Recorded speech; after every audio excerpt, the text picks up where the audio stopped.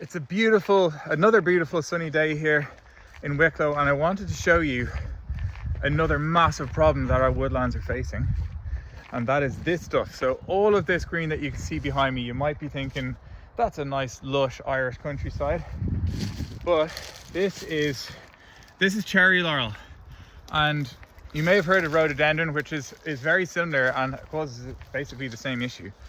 But rhododendron and cherry laurel spread like absolute wildfire when they get into our woodlands, which they have done all over the country.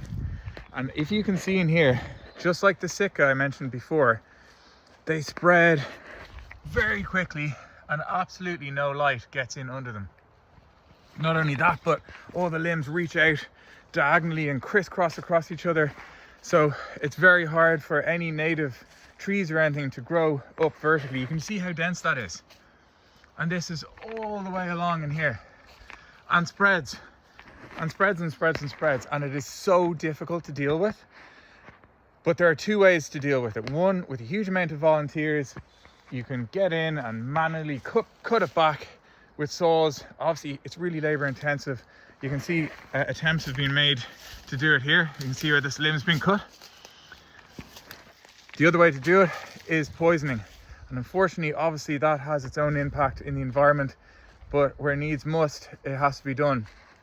This is all poisoned laurel, and as you can see, it's like a graveyard. It's like a plant graveyard. It's really it's quite eerie actually, but you can see how much light is getting in here. So here we now have the potential for some native life to grow back, and on this side nothing but laurel.